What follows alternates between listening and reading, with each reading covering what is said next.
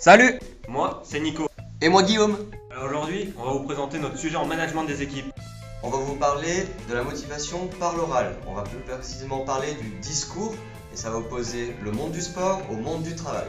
Il y avait tellement de sujets, on a dû en choisir que 3. L'avenir, Le leader. l'intelligence émotionnelle. Allez, c'est parti. I'm walking through the night. I just wanna die someday.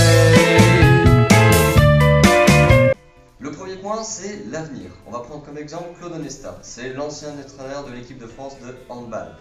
Son but à lui, c'est que dans l'Euro 2012, il perdait. Et pour ça, il a dû remotiver les troupes en jouant franc jeu avec eux. Ce qu'il a fait, c'est qu'il a tout simplement donné les prochains objectifs qui étaient les JO et a joué un peu à la carotte avec eux en disant si vous économisez durant ces matchs de l'Euro, vous n'irez pas aux JO. Et justement, on voit que Claude Onesta il joue franc jeu avec son équipe. Et ça, c'est très important aussi en entreprise. Il faut toujours donner un objectif concret à ses employés. Comme ça, ceux-là ils ne vont pas être dans le flou et pouvoir continuer à travailler ensemble et garder une certaine motivation. Et par rapport à la récompense, il en faut oui, mais pas trop.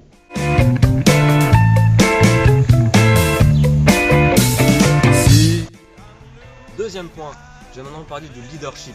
Dans cet exemple, je vais parler de Vincent Collet, l'entraîneur de l'équipe de France du basketball. On peut prendre comme exemple le quart de finale France-Espagne lors de l'Euro 2009. La France avait perdu avec ses joueurs les plus expérimentés. Or, 2 jours plus tard, ils doivent affronter la Turquie. Vincent Collet va alors faire une décision importante, il va faire entrer les jeunes, les plus combatifs, pour essayer de pousser les autres vers un meilleur niveau. Cela s'est avéré efficace car la France va gagner ce match contre la Turquie. Le leader, justement, c'est quelqu'un de très important dans l'entreprise. C'est tout simplement le modèle à suivre. Tous les collaborateurs vont être fans de cette personne. Ça va être leur mentor. Et vous savez, ça va motiver les troupes, améliorer les performances et quand une équipe est comme ça déménage.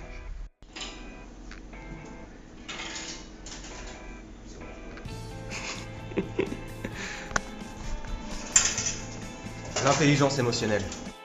Alors l'intelligence émotionnelle, c'est facile, c'est pas ça. Mais ça. En résumé, c'est un peu jouer avec les sentiments, les émotions, que ce soit avec des joueurs ou avec des employés.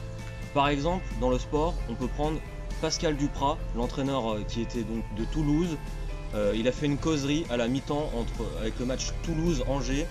Toulouse devait impérativement gagner ce match. Ils sont à la mi-temps, ils sont menés, donc ils sont potentiellement relégables.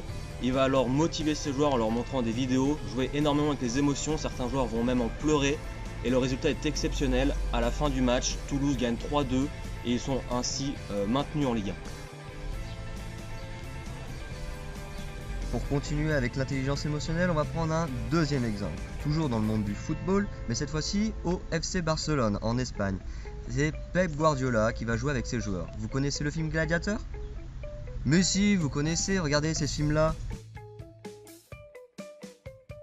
Ah, je me disais quand même. Et ben Pep Guardiola, ce qu'il a fait, c'est qu'il a montré à ses joueurs cette vidéo avec des petits exploits personnels de chaque joueur durant toute la saison. Ça a remotivé les troupes, certains ont pleuré, ça a joué encore avec leurs émotions. Et le lendemain, lors de la finale de la Champions League, ils ont tout simplement gagné 2-0 contre Manchester United. Voilà, notre vidéo est terminée. J'espère qu'elle vous a plu. N'hésitez pas à mettre un petit like, à partager cette vidéo, à écrire plein de commentaires pour dire ce que vous en avez pensé. Et surtout, souscrivez-vous à un abonnement. Allez, ciao. ciao.